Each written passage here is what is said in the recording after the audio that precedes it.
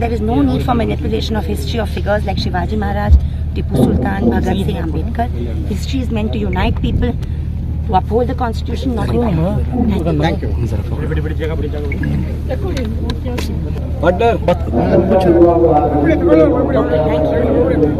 Madam ji कहिए madam जी। मतलब आज की सख्त ज़रूरत है कि हम भाईचारा से, बहनचारा से, कौमी स्वाद से ज़िंदगी जिए और कठिनाई का मुकाबला करें। टीपू सुल्तान हो, शिवाजी महाराज हो, अम्बेडकर जी हो, भगत सिंह हो, ये हिस्टोरिकल फिगर्स को मैनिपुलेट करने की कोई जगह नहीं है। हमें संविधान का संघर्ष आगे बढ़ाना चाहिए। हिंदी में बोल दीजिए। आज हमारा मंड्या जिले में श्रीरंगपटना में हमारा समाना मनस्कर वेदी के द्वारा आयोजित किया हुआ एक सहाबाlle कार्यक्रम में हम पार्टिसिपेट किए। आज के ज़माने में जहाँ पे द्वेष का राज के चलता है, उस हिसाब से हमको भारतीय के द्वारा हमको एक होके हमारे जो संविधान का जो मूल्य है उसको सेलिब्रेट करना अभी बहुत आवश्यकता है। और इसी उद्देश्य पे ये कार्यक्रम भी आयोजित किया हुआ है। कर्नाटका में बहुत सारे जिले में आयोजित हो रहा है। उडुपी में भी बहुत बढ़िया एक कार्यक्रम हुआ था। तो मेरा रिक्वेस्ट है सबके लिए दैट आज का जो सिचुएशन में जो मुद्दे बहुत ज़रूरी मुद्दे हैं उसको हमको उसके ऊपर बात करना पड़ेगा। और जो भी डाइवर्शन टैक्टिक्स चल रहा है और वो जो डर का वो जो पॉलिटिक्स चल रहा है उसमें ना फंसे। हम हमारे और हमारे नेक्स्ट जनरेशन के लिए एक सही रास्ता ढूंढ निकालना जो बड़े लोग हैं उनका जिम्मेदारी है। सर स्विच के बारे में बोले आप, यहाँ पे स्विच डालना है, उसके बारे में क्या बताना? क्या जो अभी स्विच जो ऑन करना है, हाँ वो बताए। इधर स्विच ऑन टिप्पू कैसा था वैसे, या हिजाब अच्छा है नहीं है, या पठान मूवी देखना है नहीं देखना है, शाहरुख खान हीरो है, या ये सब चीज़ में बात करके हम लोग टाइम वेस्ट कर रहे हैं। और वो लोग स्विच ऑन करके वो लाइट उधर डालते हैं। तो हमको उसमें नहीं फंसना है। हमको हमारे लाइफ के बारे में, हमारे बच्चों के बारे में, उनका भविष्य के लिए जो भी लाइट आपको ऑन करना है, एक पेरेंट के नाते आपको ऑन करना पड़ेगा।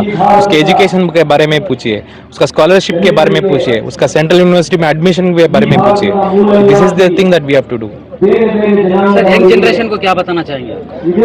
यंग जनरेशन ठीक ठाक है मेरे हिसाब से। बिग जनरेशन के लिए ही मेरा रिक्वेस्ट है, अगर आप चुप रहेंगे आज तो आपके बच्चे के साथ आप बहुत बड़ा अन्याय कर रहे हैं। Thank you. दोस्तों ये मुल्क हमारा है, ये मुल्क हमारा है। हमें कोई गैर मुल्क से नहीं आए। 1400 साल का इतिहास, यहाँ के दलित हो, आदिवासी हो, अल्पसंख्यक हो, यहाँ का जीने का हक मिला है। आप जानते हैं जिस गांव में हम बैठे हैं, यहाँ के बाशिंदे, यहाँ का एक संस्कृति, चाहे मुसलमान हो चाहे दलित हो, अम्बेडकरवादी बसवण्णा का सिद्धांत अभी भी देर तक चलते रहे। ये देश हमारा भारत देश एक अमन का पैगाम देता है। सारे मजहब को लेकर चलना सिखाता है। अभी लीजिए 1800 साल पहले, 300 साल पहले जब हजरत टीपू सुल्तान शहीद रहमतुल्लाह अलैह का इंतकाल हुआ, हम बड़े नसीब वाले हैं। हम सब थोड़ी ही जगह पर, बिल्कुल मैं समझता हूं 500 मीटर के बाहर जो है इनका इंतकाल हुआ। इनको मारा गया था ब्रिटिश लोगों ने। हमारे यहाँ पर नंजराज हैं, उन्होंने एक बुक शाये किया था अभी थोड़े 2-3 महीने पहले, टीपू मान्यते सिगदा सुल्तान अंधु इंदु। ना टीपू सुल्तान को जब भी इज्जत नहीं दिया गया था क्योंकि उनका दुश्मन अंग्रेज था, सीना ठोक के खड़े हुए थे इस देश की आजादी के लिए। पहले शहीद मर्तबा थे, हिंदुस्तान को आजादी दिलाने में। आज पूरे 300 साल के बाद हमारे father of the nation Mahatma Gandhi ने और बड़े बुजुर्गों ने, हमारे बुजुर्गों ने खून पसीना बहाकर जो आजादी दिलाया था, आजादी होने के 75 साल के बाद भी हजरत टीपू सुल्तान का नाम लेकर बदनाम कर रहे हैं। मैं नंजराज आज तकरीबन 85 इयर्स होकर हैं, उनका जज्बे का सलाम करता हूं। ऐसे बहुत से लोग जो है हजरत टीपू सुल्तान के ताल्लुक से शायद कर रहे हैं। अब इसी स्टेज में भी देखो हजरत टीपू सुल्तान की ये बहुत बड़ी इज्जत की है। और इनका जो नजरियात था, हजरत टीपू सुल्तान दलितों के इतिहास में पिछले तबकात के सबसे पहले अम्बेडकर थे। आज भी इनको माना जाता है। हमारे साथ यहां पर गुरुराज भी आए थे, उन्होंने भी कई किताबें लिख चुके हैं। आज इनका नाम लेकर जो है वोट के लिए अपना एक तख्त, अपना सीट बचाने के लिए जो है हजरत टीपू सुल्तान को बदनाम किया जा रहा है। उनको नाहक दूसरे ख्यालात का निशाना लगाकर जो है एक नमूना पेश किया जा रहा है। दोस्तों, कल आने वाला दिन 30 जनवरी हजरत महात्मा गांधी का हुतात्मा दिन है। जैसे हमारे सामने तीसरा शेलवाड़ थे, उन्होंने कह रहे थे कि सबसे पहले हिंदुस्तान की तारीख में भयोत्पादने यानी दहशतगर्दी शुरू हुई थी जिस दिन नाथूराम गोडसे ने कत्ल किया था हमारे father of nation Mahatma Gandhi. सबसे बड़े भयोत्पादन ये लोग हैं। और हमारे सामने संदिल कुमार भी साथ में थे, आईएएस ऑफिसर भी बता रहे थे, ये सिर्फ एक सियासत है 80-20 की। ये 20-15% लोग जो है 80% को जो है ये डर का माहौल, ये खौफ का माहौल बनाकर जो है अपना इलेक्शन जीतने की एक नई करतूत बनाकर जो है पिछले 15 साल 8-10 साल से जो है हुकूमत चलाया जा रहा है।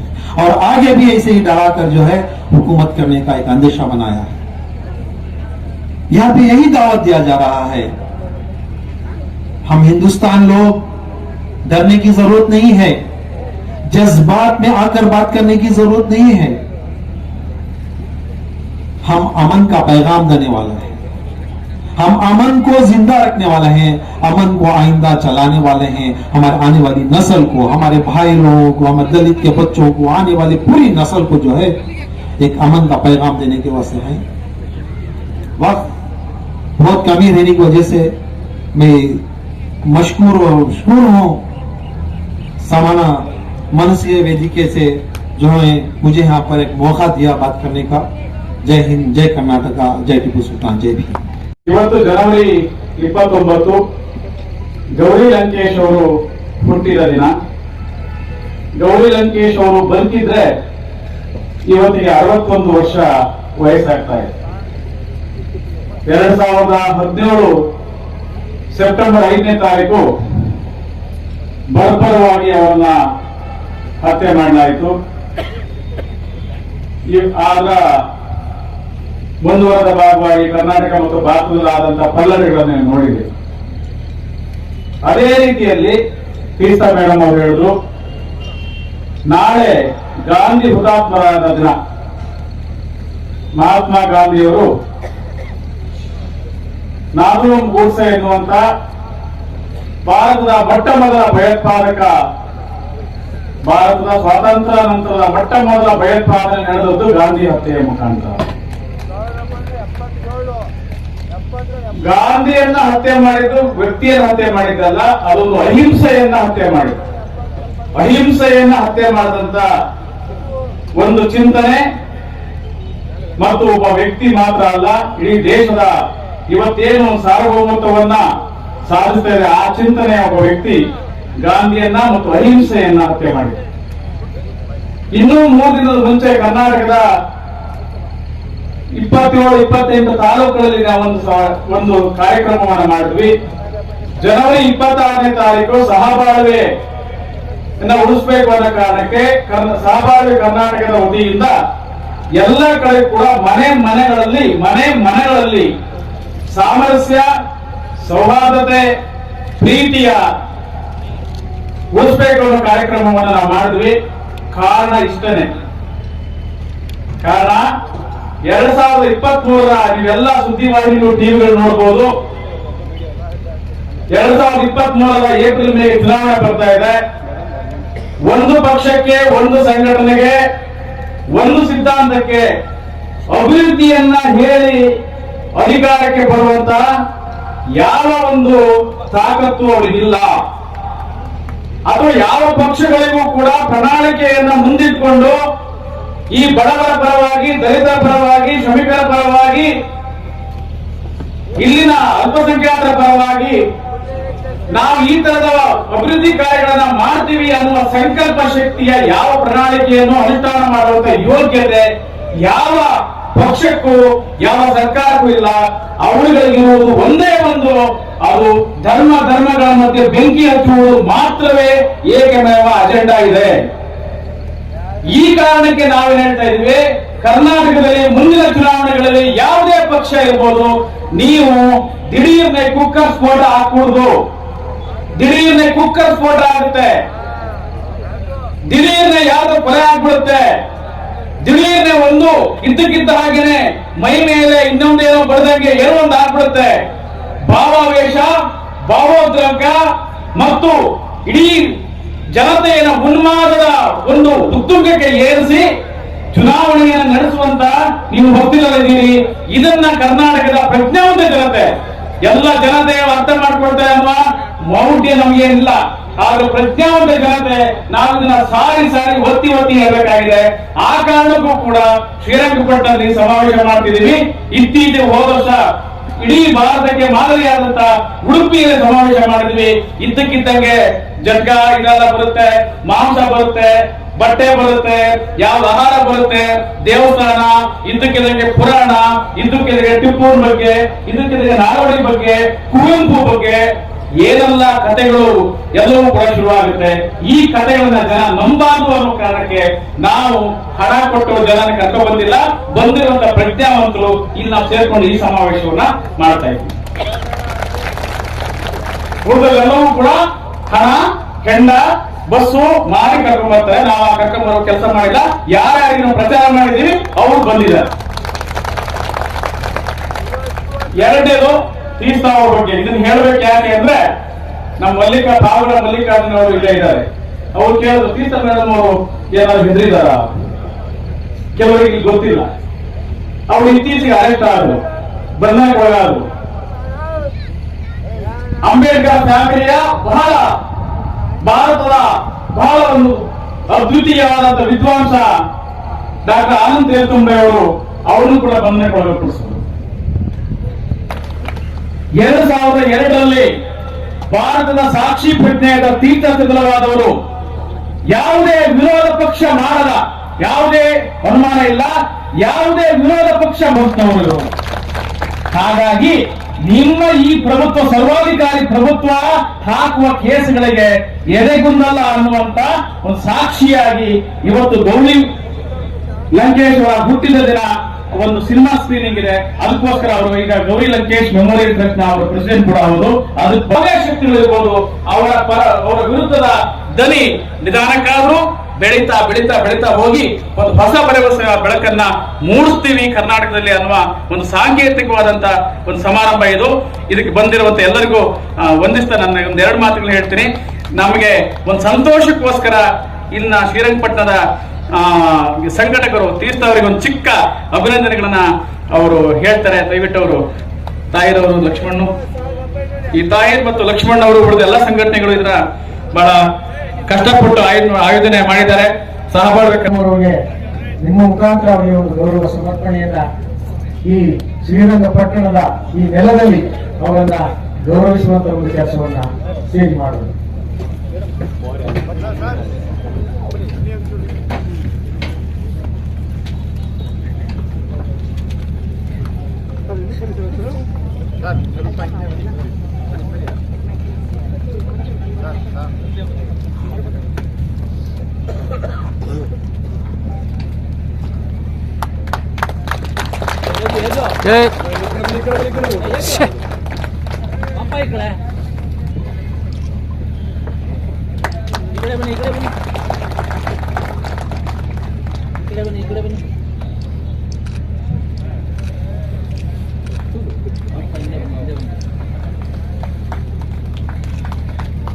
Solemnly resolved to constitute India into a sovereign, socialist, secular, democratic republic, and to secure to all its citizens justice, social, economic and political, liberty of thought, expression, belief, faith and worship, equality of status and of opportunity, and to promote among them all,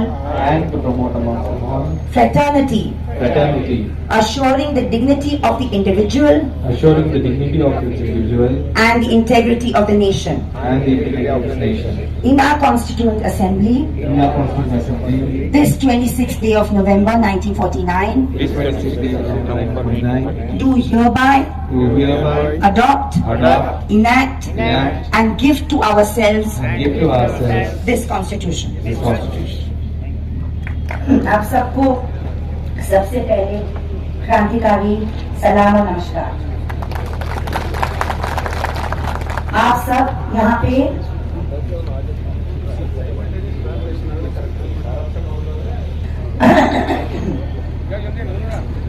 very very good afternoon to my Sathis, comrades, friends in this historic and very very crucial town of Mandya. Critical historically, socially, economically and politically. Revolutionary greetings, constitutionally revolutionary greetings, and an appeal from all of us to the people of Mandya and Karnataka and India that the fraternity that is mentioned so strongly in our preamble is as important as equality, justice and non-discrimination.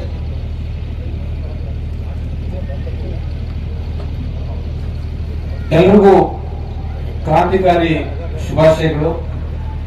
ಅದರಲ್ಲೂ ಐತಿಹಾಸಿಕವಾದ ಮಂಡ್ಯದ ಈ ನೆಲದಲ್ಲಿ ನಿಂತು ನನ್ನೆಲ್ಲ ಸಂಗಾತಿಗಳಿಗೆ, ಸ್ನೇಹಿತರಿಗೆ ಮತ್ತು ಇಲ್ಲಿ ನೆರೆದಿರ್ತಕ್ಕಂಥ ಎಲ್ಲರಿಗೂ ಕೂಡ ನಾನು ಕ್ರಾಂತಿಕಾರಿ ಶುಭಾಶಯಗಳನ್ನು ತಿಳಿಸಲಿಕ್ಕೆ ಬಯಸ್ತೀನಿ.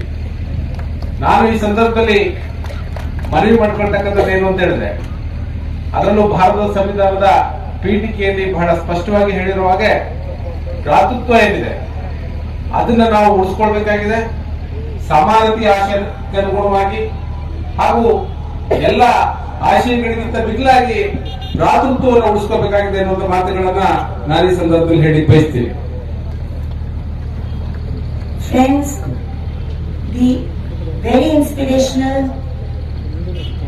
images that we see here, whether it is Tipu Sultan, Nalwadi Krishna Raja Wadiyar, Shahu Maharaj, who is missing but he is from my state of Western Maharashtra, Baba Saheb Ambedkar, Gandhi, Bhagat Singh, Savitribai Phule, Jyotiba Phule, Basavana, Kabir, Tukaram, Eknath, Namdev, Nanak. These are our gurus of constitutional freedom. Anyone who tries to tell us, कोई भी अगर हमें बताए कि हमारा संविधान एक बाहरी डॉक्यूमेंट है, is an outside document, does not understand the history, the rich history of the struggle for social justice, equality and dignity in this country. ಸ್ನೇಹಿತರೆ, ಇಲ್ಲಿ ಬಹಳ ಸ್ಫೂರ್ತಿದಾಯಕವಾಗಿರ್ತಕ್ಕಂಥ ಚಿತ್ರಗಳನ್ನು ಹಾಕಿದ್ದಾರೆ. ಆ ಚಿತ್ರಗಳಲ್ಲಿ ಟಿಪ್ಪು, ನಾಲ್ವಡಿ, ಅದರ ಪೂರ್ವ ಮಹಾರಾಷ್ಟ್ರದ ಸಾಹು ಮಹಾರಾಜರವರ ಚಿತ್ರ ಇನ್ನೊಂದು ಕಾಣ್ತಾ ಇಲ್ಲ. ಆದರೆ ಭಗತ್ ಸಿಂಗ್ ಅವ್ರನ್ನ, ಗಾಂಧಿ ಅವ್ರನ್ನ, ಪೂಲೆ ದಂಪತಿಗಳನ್ನ, ಬಸವಣ್ಣ ಅವ್ರನ್ನ, ಕಬೀರ್ ಅವ್ರನ್ನ, ಹೀಗೆ ಎಲ್ಲ ಮಹನೀಯರ ಚಿತ್ರಗಳನ್ನ ಹಾಕಿದ್ದಾರೆ. ಇವರೆಲ್ಲರೂ ಕೂಡ ನಮ್ಮ ಗುರುಗಳು. ಏನಿವತ್ತು ಸಂವಿಧಾನ ರೂಪುಗೊಂಡಿದೆ ಅದು ಕೇವಲ ಒಂದು ಹೊರಗಿನ ದಾಖಲೆ ಅಲ್ಲ. ಈ ಎಲ್ಲ ಇತಿಹಾಸ ಪುರುಷರ ಆದರ್ಶಗಳು ಮತ್ತು ಆ ಇತಿಹಾಸದ ಆಧಾರದಲ್ಲಿ ನಡೆದು ಬಂದಂತ ಒಂದು ಪ್ರಕ್ರಿಯೆಯ ಭಾಗವಾಗಿ ಈ ಸಂವಿಧಾನ ರೂಪುಗೊಂಡಿದೆ. ಅಂತಹ ಒಂದು ಸಂವಿಧಾನವನ್ನ, ಮಹತ್ವದ ಸಂವಿಧಾನವನ್ನು ನಾವು ಹೊಂದಿದ್ದೀವಿ. More names are the most critical. Maulana Azad went to jail, a strong journalist, a religious Muslim and a secular Muslim. Khan Abdul Ghaffar Khan, Basha Khan, Frontier Gandhi he was called. These are the names that have enriched our struggle for independence against colonial rule. And today, when we talk about reclaiming the constitution and reclaiming the republic, we are talking about reclaiming the traditions of Basavanna, Tipu, Maulana Azad, Ambedkar, Jyotiba Phule, Nanak, Kabir, Tukaram, Eknath, Namdev, Janabai, Mirabai, the Sufi saints, the Bhakti saints, women saints. There is an endless spiritual wisdom in this country. There is an endless ethical wisdom in this country that has challenged hierarchy of caste, class, indignity, and asserted that if we all as a society have to move forward, we have to do it in a spirit of fraternity, justice, and equality. ಆಜಾದ್ರವರು ಒಬ್ಬ ಖ್ಯಾತ ಪತ್ರಕರ್ತರಾಗಿದ್ರು, ಒಬ್ಬ ಧಾರ್ಮಿಕ Muslim ಆಗಿದ್ರು. ಅದೇ ಸಂದರ್ಭದಲ್ಲಿ ಅವರೊಬ್ರು ಜಾತ್ಯತೀತ ಮುಸ್ಲಿಮರಾಗಿದ್ರು, ಅವರು ಜೈಲಿಗೆ ಹೋದ್ರು. ಹಾಗೇನೆ ಖಾನ್ ಅಬ್ದುಲ್ ಗಫಾರ್ ಖಾನ್ ಅವರು, ಅವರನ್ನ ಗಡಿನಾಡ ಗಾಂಧಿ ಅಂತ ಕರಿತೀವಿ, ಅವರು ಸ್ವಾತಂತ್ರ್ಯಕ್ಕಾಗಿ ಹೋರಾಟ ಮಾಡಿದ್ರು, ಜೈಲಿಗೆ ಹೋಗಿದ್ರು.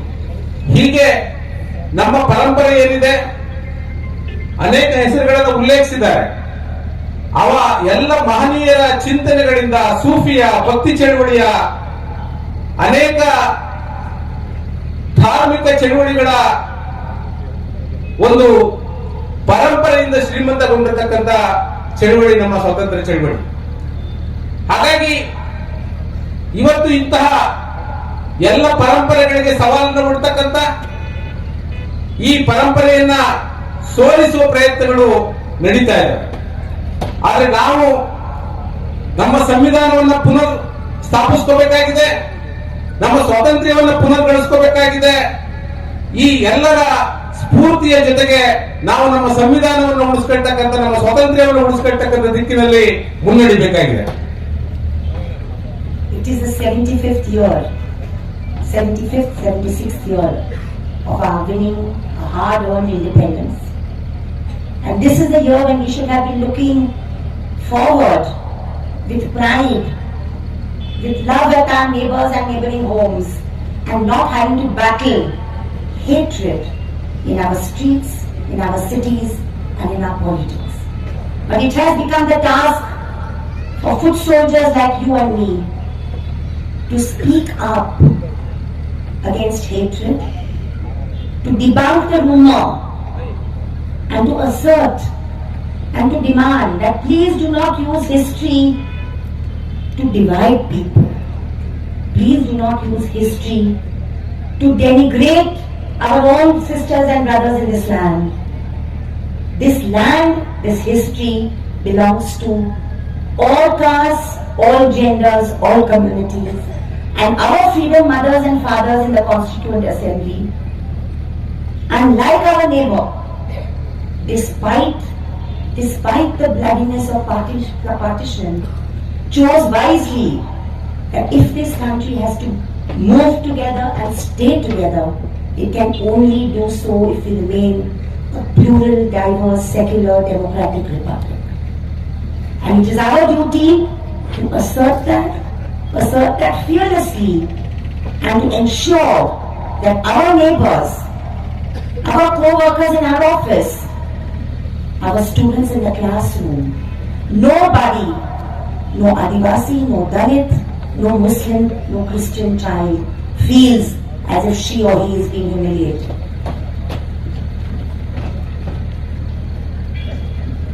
ನಾವು ಸ್ವಾತಂತ್ರ್ಯದ 75ನೇ ವರ್ಷನ ಆಚರಿಸಿದ್ದೀವಿ.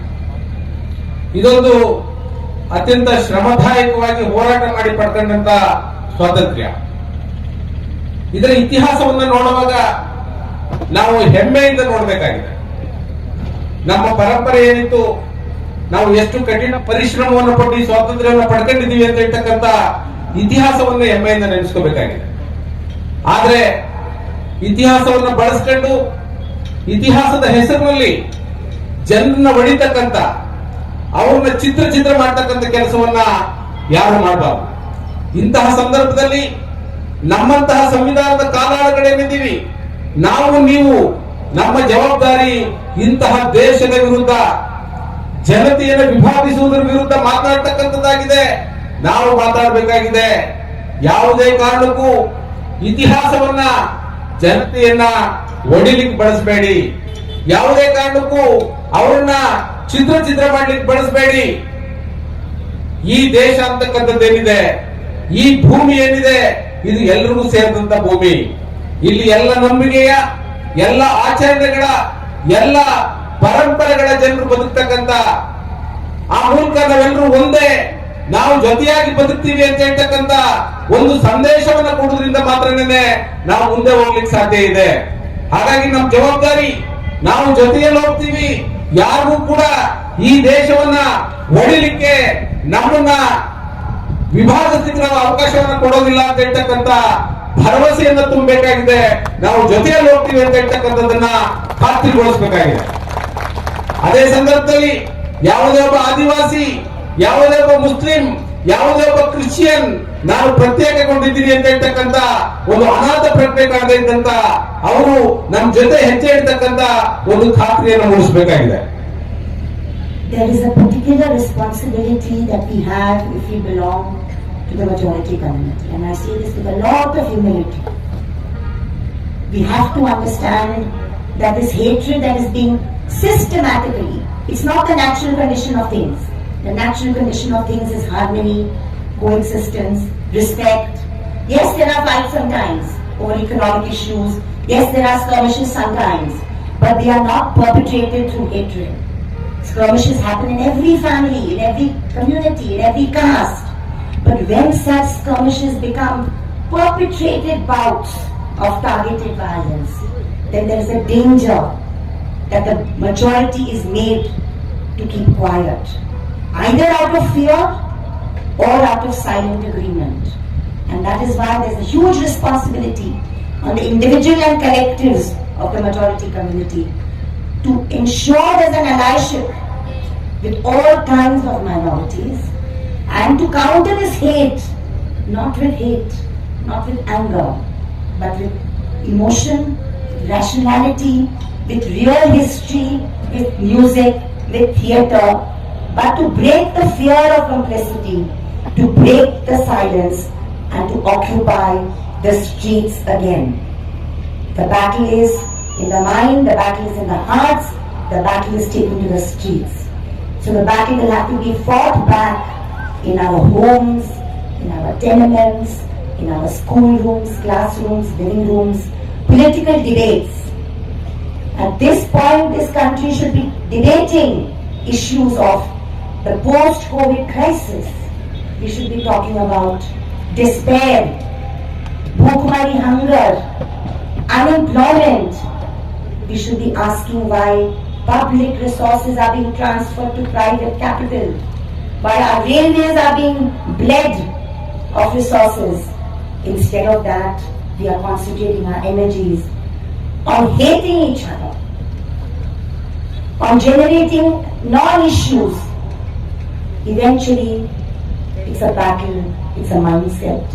If we read Savitribai Phule, and if we get inspired by her and Jyotiba, that small school in Bhedewara, Pune, 1848, this visionary couple started this school what was the Uddesh, what was the objective? That education should reach girl children and that all girl children, regardless of caste or community, should sit in the same classroom. When they took this revolutionary step, they were boycotted by their caste. There was violence, slur and abuse against this couple. Who gave them protection? Who assisted them to establish the school? We know our history. Punekars know their history. Maharashtrians know their history. But this history is not written and spoken about as it should. It was Usman Sheikh and Fatima Sheikh, his sister, who was the first school teacher in the Bhilewala school of Savitribai. This is the history of this country. This is the history of our people. And part of our revolutionary struggle to reclaim India's democracy is also to reclaim our history. And to talk that this is our history. Don't distort and manipulate our history. We know the contribution that Tipu Sultan made.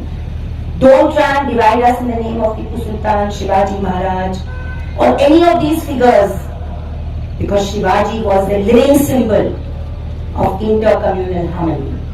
If he had a battle with Aurangzeb, it was on a feudal economic issue. If you read his letters to Aurangzeb, 3 letters, they are available. He writes with great respect about Islam, but says the amount of tax you are taking from us is too much. And therefore, after pleading with the Mughal emperor when he does not get what he wants, he decides to break away. वो रियासतों के राजा थे. His prime minister, his finance minister, the chief of his army, all Muslims. So don't try and tell us that Shivaji can be an icon of hatred. He cannot.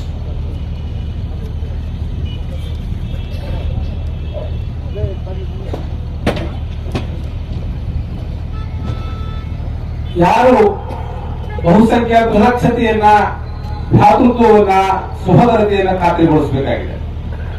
ದ್ವೇಷವನ್ನ ಬಹಳ ವ್ಯವಸ್ಥಿತವಾಗಿ ಹಂಚಲಾಗ್ತಾ ಇದೆ. ಈ ರೀತಿ ವ್ಯವಸ್ಥಿತವಾಗಿ ಹಂಚ್ತಾ ಇರ್ತಕ್ಕಂಥ ದ್ವೇಷದ ವಿರುದ್ಧ ನಾವೆಲ್ಲರೂ ಕೂಡ ಹೋರಾಟ ಮಾಡಬೇಕಾಗಿದೆ.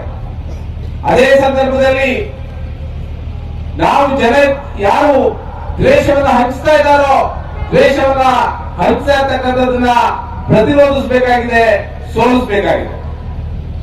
ಹಿಂಸೆಯನ್ನ ಗುರಿಯಾಗಿಸಿಕೊಂಡು ದಾಳಿಗಳನ್ನು ಸಂಘಟಿಸಲಾಗ್ತಾ ಇದೆ. ಇಂತಹ ಸಂದರ್ಭದಲ್ಲಿ ಬಹುಸಂಖ್ಯಾತರಾಗಿರ್ತಕ್ಕಂಥ ಸಮುದಾಯದ ಜನರಿಗೆ ಒಂದು ಸೌಹಾರ್ದತೆಯನ್ನು ಕಾಪಾಡ್ಕೊಳ್ತಕ್ಕಂಥ, ವಿಶ್ವಾಸದಿಂದ ಎಲ್ಲರೂ ಜೊತೆಲಿ ಕರ್ಕೊಂಡು ಹೋಗ್ಬೇಕಾಗಿರ್ತಕ್ಕಂಥ ಬಹಳ ದೊಡ್ಡ ಜವಾಬ್ದಾರಿ ಇದೆ. ಅದನ್ನ ನಾವೆಲ್ಲರೂ ಖಾತ್ರಿಗೊಳಿಸಬೇಕಾಗಿದೆ. ಎಲ್ಲ ರೀತಿಯ ದ್ವೇಷದ ವಿರುದ್ಧ, ಎಲ್ಲ ರೀತಿಯ ಅಸಹನೆಯ ವಿರುದ್ಧ ನಾವು ಹೋರಾಟವನ್ನು ಮಾಡಬೇಕಾಗಿದೆ. ನಿಜವಾಗಿರ್ತಕ್ಕಂಥ ಸಮಸ್ಯೆ ಏನು? ಯಾಕೆ ಸಾರ್ವಜನಿಕ ವಲಯನ ಖಾಸಗೀಕರಣ ಮಾಡಲಾಗ್ತಾ ಇದೆ? ಈ ದೇಶದ ಸಂಪತ್ತನ್ನ ಹೇಗೆ ಕೆಲವು ಬಂಡವಾಳದಾರರಿಗೆ ವರ್ಗಾಯಿಸಲಾಗ್ತಾ ಇದೆ ಅಂತ ಹೇಳ್ತಕ್ಕಂಥದ್ದನ್ನ ಪ್ರತಿ ಬೀದಿಗಳಲ್ಲಿ, ಕ್ಲಾಸ್ ರೂಮ್ಗಳಿಗೆ ಕೊಂಡೋಗ್ಬೇಕಾಗಿದೆ. ಬೀದಿನಲ್ಲಿ ನಿಂತು ನಾವು ಹೇಳಬೇಕಾಗಿದೆ. ಆ ರೀತಿ ಹೇಳೋದ್ರ ಮುಖಾಂತರ ನಿಜವಾಗಿರ್ತಕ್ಕಂಥ ಸಮಸ್ಯೆ ಇಲ್ಲಿದೆ. ಆದ್ರೆ ಹುಸಿ ಸಮಸ್ಯೆಗಳ ಆಧಾರದಲ್ಲಿ ನಮ್ಮನ್ನ ವಿಭಾಗಿಸಲಾಗ್ತಾ ಇದೆ ಅನ್ನುವಂತ ಮಾತುಗಳನ್ನ ಹೇಳಬೇಕಾಗಿದೆ. ನಾವು ಫುಲೆಯವರನ್ನ ಓದಿದ್ರೆ, ಜ್ಯೋತಿಬಾ ಫುಲೆಯವರನ್ನ ಓದಿದ್ರೆ ಗೊತ್ತಾಗ್ತದೆ. 1848ನೇ ಇಸ್ವಿನಲ್ಲಿ ಅವರು ಶಾಲೆಯೊಂದನ್ನು ಆರಂಭ ಮಾಡಿದ್ರು. ಶಾಲೆಯನ್ನು ಆರಂಭ ಮಾಡುವಾಗ ಎಲ್ಲ ಹೆಣ್ಣು ಮಕ್ಕಳಿಗೆ ಶಿಕ್ಷಣವನ್ನು ಕೊಡಬೇಕು. ಹೆಣ್ಣು ಮಕ್ಕಳಿಗೆ ಶಿಕ್ಷಣವನ್ನು ಕೊಡಲಾಗ್ಲೆ ಎಲ್ಲ ಜಾತಿಯ, ಎಲ್ಲ ಧರ್ಮದ ಜನ ಬಂದು ತರಗತಿಗಳಲ್ಲಿ ಕೂರ್ತಕ್ಕಂಥ ರೀತಿಯಲ್ಲಿ ಮಾಡಬೇಕು. ಎಲ್ಲ ಜಾತಿ ಧರ್ಮದ ಹೆಣ್ಮಕ್ಳು ಕೂಡ ಕಲಿಬೇಕು ಅಂತ ಹೇಳ್ತಕ್ಕಂಥ ಉದ್ದೇಶದಿಂದ ಅವರು ಶಾಲೆಯನ್ನು ತೆರೆದ್ರು. ಅದನ್ನ ಯಾರು ವಿರೋಧಿಸಿದ್ರು? ಯಾರು ಅದನ್ನು ಬಹಿಷ್ಕರಿಸುದು ಅಂತ ಹೇಳಿದ್ರೆ ಬಹುಸಂಖ್ಯಾತ ಸಮುದಾಯದ ಪಟ್ಟಭದ್ರ ಹಿತಾಸಕ್ತಿಗಳು ಅದನ್ನ ಬಹಿಷ್ಕರಿಸಿದ್ರು, ಅದನ್ನ ವಿರೋಧಿಸಿದ್ರು ಅನ್ನೋದನ್ನ ಇತಿಹಾಸವನ್ನು ನೋಡಿದಾಗ ನಮಗೆ ಗೊತ್ತಾಗುತ್ತೆ. ಆದ್ರೆ ಜ್ಯೋತಿಬಾ ಫುಲೆ ದಂಪತಿಗಳ ಬೆಂಬಲಕ್ಕೆ ನಿಂತವರು ಯಾರು? ಉಸ್ಮಾನ್ ಶೇಖ್ ಮತ್ತೆ ಅವರ ಸೋದರಿ ಆಗಿರ್ತಕ್ಕಂಥ ಫಾತಿಮಾ ಶೇಖ್ ಅವರು ಬೆಂಬಲಕ್ಕೆ ನಿಂತರು. ಅವರು ಆ ಶಾಲೆಯ ಮೊದಲ ಶಿಕ್ಷಕಿಯಾಗಿದ್ರು. ಇದು ನಮ್ಮ ಇತಿಹಾಸ. ಈ ಇತಿಹಾಸವನ್ನು ನಾವು ಹೇಳಬೇಕಾಗಿದೆ. ಹಾಗೇನೆ ಶಿವಾಜಿ ಮಹಾರಾಜರ ಬಗ್ಗೆ ಹೇಳ್ತಾರೆ, ಅವರು ಹಿಂದುತ್ವದ ಪ್ರತಿಪಾದಕ, ಹಿಂದೂ ಹೃದಯ ಸಾಮ್ರಾಟ ಅನ್ನುವಂತ ರೀತಿಯಲ್ಲಿ ಮಾತಾಡ್ತಾರೆ. ವಾಸ್ತವ ಆಗಲ್ಲ. ಅವರು ಔರಂಗಜೇಬ್ ಜೊತೆ ಯುದ್ಧ ಮಾಡಿದ್ರು ಕೂಡ ಪಾಳೆಗಾರಿಯ ಪ್ರಭುತ್ವಕ್ಕಾಗಿ, ಅಧಿಕಾರಕ್ಕಾಗಿ ಯುದ್ಧ ಮಾಡಿದ್ದೆ ಹೊರತು ಅವರ ನೀತಿಗಳ ವಿರುದ್ಧ ಯುದ್ಧ ಮಾಡಿದ್ದೆ ಹೊರತು ಅವರಲ್ಲಿದ್ದಂತ ಪ್ರಧಾನಮಂತ್ರಿ, ಹಣಕಾಸು ಮಂತ್ರಿ ಮತ್ತು ಅವರ ಸೇನೆಯ ಮುಖ್ಯಸ್ಥರಾಗಿದ್ದವರೆಲ್ಲರನ್ನು ಕೂಡ ಮುಸಲ್ಮಾನರು. ಹಾಗಾಗಿ ಇತಿಹಾಸವನ್ನು ನಮ್ಗೆ ಹೇಳ್ಬೋದು ಕೊಡಬೇಡಿ. ನೀವು ಶಿವಾಜಿಯನ್ನು ನಿಮ್ಮವರಾಗಿ ಕ್ಲೈಮ್ ಮಾಡಿ ಕೊಡಬೇಡಿ ಅಂತಕ್ಕಂಥದ್ದನ್ನು ಹೇಳಬೇಕಾಗಿದೆ. ನಮ್ಮ ನೈಜ ಇತಿಹಾಸವನ್ನ, ನಮ್ಮ ಜಾತ್ಯತೀತ ಇತಿಹಾಸವನ್ನ ನಾವು ಪುನರ್ ಪಡಿಬೇಕಾಗಿದೆ. ಮರಳಿ ಪಡಿತಕ್ಕಂಥ ಹೋರಾಟವನ್ನ ನಾವು ಮುಂದುವರಿಸಬೇಕಾಗಿದೆ. Friends, many speakers are there, so I'll just say a few more words and say goodbye. Tomorrow is 30th of January. We know what happened on that day in 1948. It was the first act of terror in independent India. I'm sure many of you know, but there were 5 attempts on Gandhiji's life before the one that finally took him. Anybody who tries to tell us it was spontaneous ignores the fact that in 3 of the 5 earlier attempts on Gandhiji's life, the same gentleman, Nathuram Godse, was involved. So, the perpetrators of hatred cannot understand or tolerate symbols of harmony and compassion. The hatred is on their side. We have to combat that with spreading messages of rationality, emotions of love, respect and peace. It's a difficult task. They want to appropriate Dr. Babasaheb Ambedkar. They want to appropriate Netaji Bose, Bhagat Singh, taking the soul out of these historical figures. They want to sell Babasaheb's work, collected works of Ambedkar, sell in the Ministry of Social Welfare without annihilation of caste and without state and minorities. But the people, our people, his people know that this appropriation is not easy. Babasaheb was a historian, economist, and a political scientist of the highest order. And I think we need to read these works. We need to read Maulana Azad. We need to read about Tipu Sultan to understand who these historical figures were. And when we say Tipu Sultan, Srirangapatna, the tomb is in this city because he died fighting the British. All these figures deserve respect. And lastly, today is the birthday of our dear friend and comrade who shines as a star with us always, Gauri. I'm so happy to see in Karnataka, though it has been very painful this last 1 year to see controversies on how I dress, controversies on what I eat, calls for socio-economic boycott. It is shameful. But what is happening is that the people of Karnataka, all of you, organizations inspired by Gauri, young activists on the stage and off the stage, have carried on her inspirational work, and there is a resistance. I hope this resistance consolidates, and we can promise Gauri, though she's not with us, that we will not let the forces of hate triumph. We will not let divisive politics rule.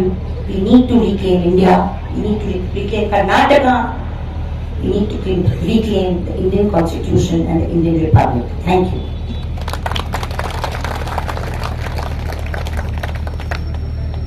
ಈ ದಿನ ಸ್ವತಂತ್ರ ಸೇನಾನಿ ಟಿಪ್ಪು ಅನ್ನೋ ಈ ಪುಸ್ತಕವನ್ನ ಈ ಸಂದರ್ಭದಲ್ಲಿ Shashikant ಸೇಂಥಿಲ್ sir ಅವರು ಬಿಡುಗಡೆಯನ್ನು ಮಾಡಿಕೊಡ್ಬೇಕಂತ ಕೋರ್ತೇನೆ.